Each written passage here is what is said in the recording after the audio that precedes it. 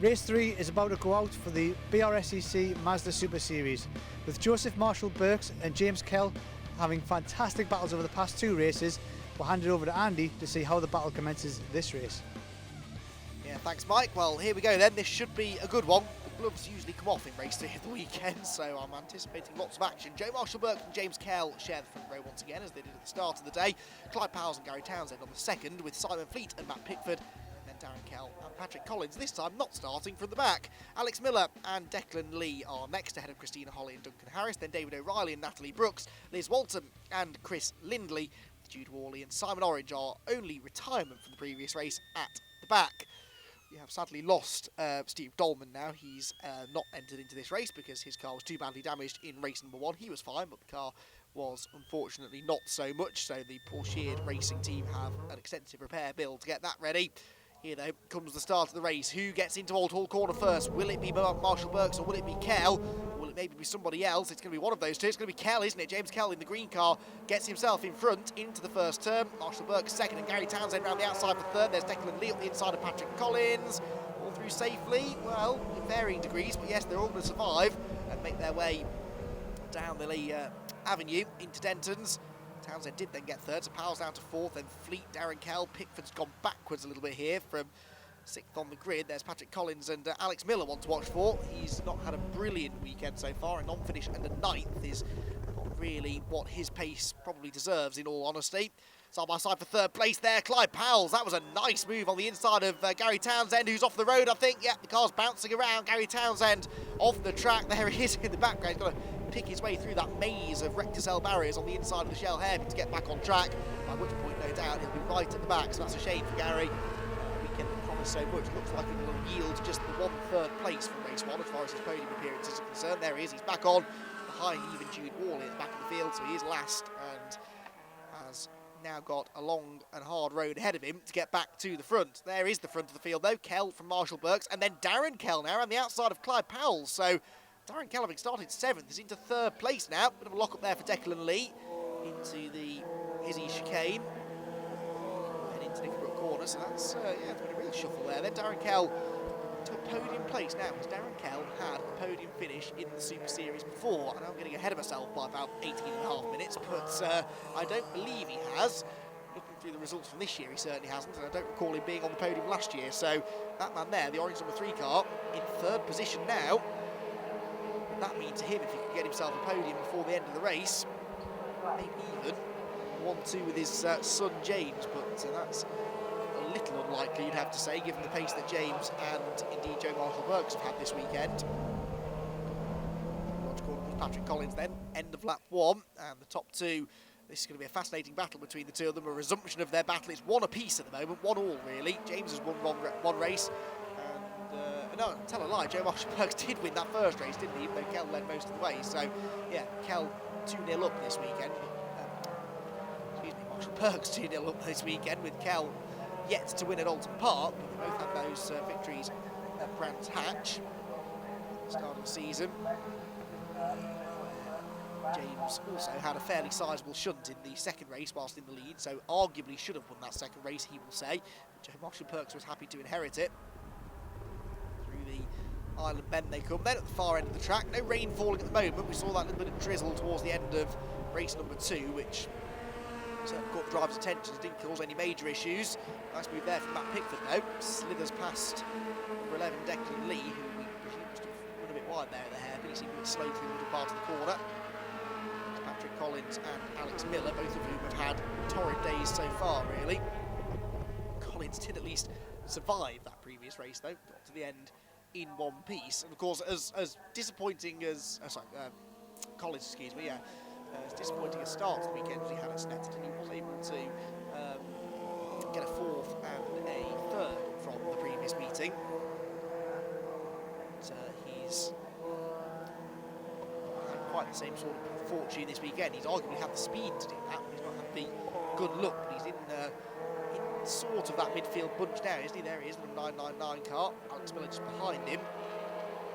Equally looking to try and rediscover the form that he had a bit earlier on this year, particularly back at Pembrey, where he was genuine race winning contender, particularly in the second race where he finished second place, less than a second behind Brian Chandler. All people know how good Brian Chandler is with MX-5. Over the hill then. To the completion of another lap. This third place battle looking rather tasty now, it must be said. With Darren Kell, Clive Powell, Simon Fleet, Matt Pickford all together, then Declan Lee, Patrick Collins and Alex Miller not far behind, but losing touch at the moment. They are slipping backwards slightly. Powell's done a decent day, hasn't he, really? A fifth and a third for him so far, but he's on the grass there, coming out of Cascades. That's going to hurt his momentum. Has Simon Fleet been able to maybe pull alongside him? Leaders are together again now as well, by the way, so Joe Marshall-Burks has now caught James Kell. Back with Patrick Collins, meanwhile. Look at the speed they take. They barrel into the left-hander island there at a really quite terrifying rate of knots. Ah, that's Gary Townsend. Oh, and that's Simon Orange. So Simon Orange has had a spin at Cascades. Now, one of the marshals there was sort of waving at him not to carry on. I don't know why that would be. Ah, there's a car off at Cascades as well. Now, who might that be? We lost a couple there. That all seemed to have been linked, didn't it, really, with Orange and whoever that was that's gone off. Not entirely sure who that was, to be honest, but whoever it is, they're out of the race. So we may possibly see a safety car then to get those cars out of that car out of the way. Orange continued, but the mystery car is still in the gravel. There are yellow flags at Knickerbrook as well, which I'm presuming are safety car signs out as well. So not entirely sure how that all happened, but we do have our first safety car of the day, actually. It's been a really clean day so far of racing as far as MX-5s are concerned. We didn't have any safety cars in our first two Super Series races.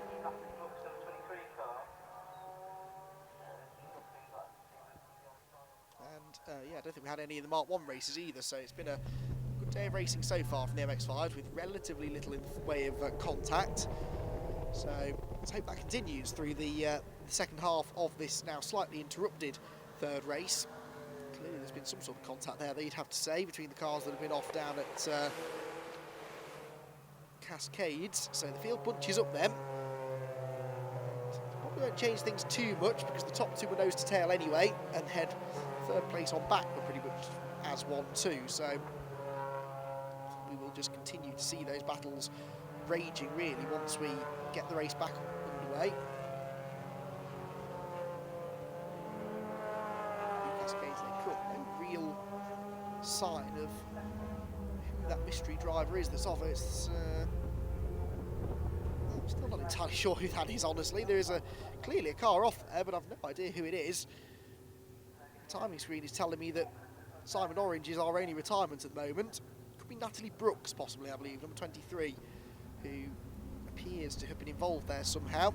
So exactly how it transpired, no, we don't know right now. Here's Patrick Collins, though, and he will actually be quite glad, I think, of this safety car, because it just closes him onto the back of the next group. He and Declan Lee were quite close together, but then in front of Declan there was an ever-increasing gap developing between Declan and I think it's about Pickford, the next in front of him. So that will work in Patrick's favour, maybe. If he can make short work of Declan off the restart, he's got a good chance then to go and challenge for a top 5. Through the shell hairpin, and then there is the safety car just ahead of James Kell. So Kell leads the way, Marshall-Burks second, then Darren Kell third.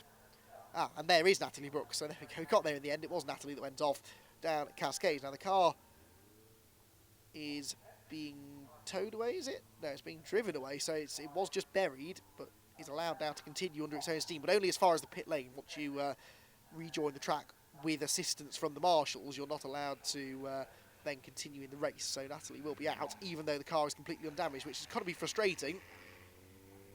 There almost literally isn't a mark on that car, actually. It's quite how she got into the gravel, I don't know. I was assuming it was linked with Simon Orange, but actually maybe it wasn't, given the fact that Simon went off so much further around the corner. Maybe it was two separate incidents, but Natalie out of the gravel, but out of the race. At least that means that we should be able to go racing maybe this time. It all depends how quickly they can get those recovery vehicles out of the way. The lights are still out, still on the safety car. So we'll see whether or not we do get a restart this time. Usually, if we are going to get one, the lights go out on the safety car at the top of Clay Hill. It's really slowing everyone down so as to try and enable us to go racing this time. Rather than keep going at a decent speed and then get to the end of the lap and have to carry on. Lights still flashing though. So it's going to be a late call to restart this time, if indeed we do get to. As they give the drivers some warning though that the race is about to get going again, then they can sometimes leave it this late, but I'm growing. Oh no, they have the light's gone off, so we are going to go racing this time around again. It's good news. So James Kell hurriedly tries to get some heat into the tyres, but he's weaving around anyway, I'm sure, behind the pace car. Keep an eye to Gary Townsend there at the back of the grid as well. This safety car's possibly benefited him. This could be Joe Marshall-Burke's opportunity now to have a go at getting past James Kell. The restart will be crucial. Out of Lodge, into the pit lane comes the safety car, on board with Matt Pickford for the restart. Looking back at Declan Lee, this is the other side of Declan Lee, that's Patrick Collins looking at the rear of his car. And actually not a good restart at all there for Joe Marshall-Burks, or if you prefer, a really good restart for Darren Kell. Either way, the gap between them is bigger now than it's been, I think, all race really. Still far into Oulton corner, no one making a move just yet. There is Gary Townsend just behind the number 20 car of Chris Lindley. Marshall's returning to their post down at Cascades. Great view they've got, the cars coming down the track towards them. There goes Townsend, fairly short work made of Chris Lindley, so creeping towards the top 10 now is Gary. Leaders then through Island Bend, Kell from Marshall-Burks from Kell Senior in third position. This is the Pickford eye view though, looking back at Declan Lee, defensive line taking into the hair, but this is where we got past Declan just before the safety car came out, remember. Patrick Collins still right behind, with Miller that far adrift of him either. These two have sort of been working their way through together. Over the curb. So right to hit that first bit of curb is when you hit the really steep bit that launches the car skywards, and it's very easy to break suspension, break drive shafts, doing things like that, but no such worries for the drivers at the moment. Down the hill they come then. And Patrick Collins trying everything to get past Declan Lee here, but clearly feels he's quicker, but Declan front wrong recently, so Collins actually now coming under more pressure from Alex Miller than he's able to apply to Declan in front, and Alex might be able to get alongside into Druids. No, not through there he won't. Oh, Joe Marshall-Burks has slowed for some reason. What's going on here? Joe Marshall-Burks has just dropped behind Darren Kell, so Darren Kell is into second place. So that was a very strange, it must have been a missed gear or something for Marshall-Burks going into Druids, because now he's down to third place and under all sorts of pressure from Clive Powell. Or is this the beginning of a mechanical gremlin for Joseph? This is a strange situation that's developed there then. And yeah, look, Clive Powell is having a go at it. We can see this in the distance now. There he is, Clive Powell's looking to the inside into Old Hall corner. And Joe Marshall-Burks might find himself off the podium now. I think he is going to, yeah, because Drew has gone Powell's then. Simon Fleet now moves up the inside to attack as well. Joe Marshall-Burks out of the corner quickly though. Tries to get back alongside Clive Powell's down the avenue. Oh, there's contact! Clive Powell's off and bang into the barriers. The Marshalls scatter, and Clive Powell's with a big hit at the front of the car, and he's left stranded and dazed and confused, I'd imagine, in the middle of the road. Well, he's actually continuing, would you believe? That car, you'd imagine, will be an absolute mess, but he's at least going to try and get it out of the way. But that was contact from Joe Marshall-Burks. I'd like to see that again to try and figure out how that all happened. It just looked as though Marshall-Burks he had the run down the avenue, but whether Powell's moved right into him or whether Marshall-Burks went left into Powell's, it wasn't immediately clear. Patrick Collins then breaks into Shell. That incident will be a talking point afterwards. It's all worked out in the end with Marshall-Burks third. Simon Fleet has inherited fourth now, ahead of Matt Pickford. And then Declan Lee and Patrick Collins behind. Fleet sideways there through Britons. Back over Hilltop again. So what a bizarre moment, or bizarre half a lap that was for Marshall-Burks. The car seems fine now, doesn't it? It's going at full speed as they head through easy chicane. Matt Pickford then, out of Nickelbrook in the tow.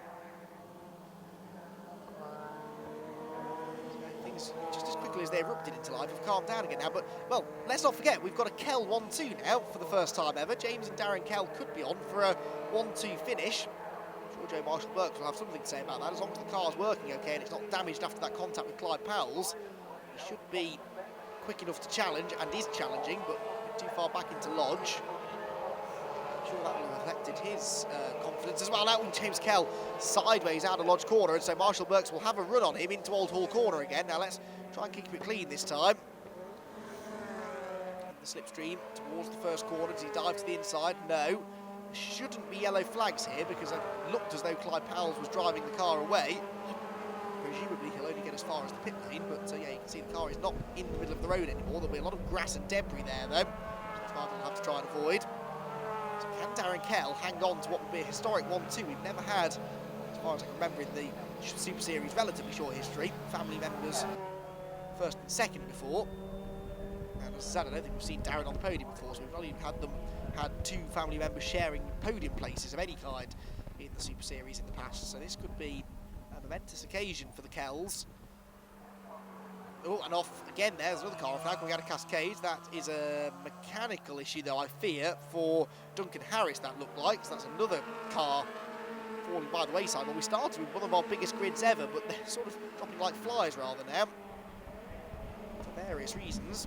Norman Collins still stuck behind Declan Lee, out of Britain's. There is Duncan Harris getting out of his very smoky Mazda MX-5. His day done, no doubt. So through comes the number 3 car then. Darren Kell, has he lost that second place? It looks as though maybe Marshall-Burks was in front of him. Yes, he is. So Marshall-Burks has gone second now. So provisionally, at least, first and third for the Kells, but I say provisionally because it did look, I reckon there'll definitely be a discussion between Clyde Powell's and Joe Marshall-Burks post-race, one that may possibly also include the clerk of the course. Without seeing it again, I'm not entirely sure. I wouldn't like to apportion blame. It's one of those split-second decisions. And sometimes not even a decision, sometimes the cars just wander into each other, and at that sort of speed, we've spoken already today about how deceptively quick this circuit is, especially that first part of the track. Easy to make a slight misjudgment and end up driving into each other, basically.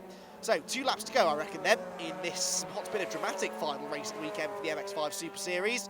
Joe Marshall-Burks back into that second place now, but he's got no chance of catching James Kell. James is about 4 seconds or so up the road. Down into Dentons, there was a yellow flag out there. I think that might be because Clyde Powell's has. Oh no, it'll be because of Duncan Harris's stricken car at Cascades. No overtaking here. See it still smouldering with the smoke that's drifting across that part of the track now. It looks very expensive, I'd say, that engine issue. Patrick Collins flings the car into Island Meadow. I say flings it into, you have to have a very smooth driving style in these cars, actually, unlike the Mark 1s, which respond quite well to a bit of arm twiddling and elbows out driving style. These cars you have to be a bit more precise and a bit more gentle with. Reflected, you can see it by watching the drivers. Nice smooth movements through the chicane. Much more modern sort of racing car, really, these Mark III MX-5s.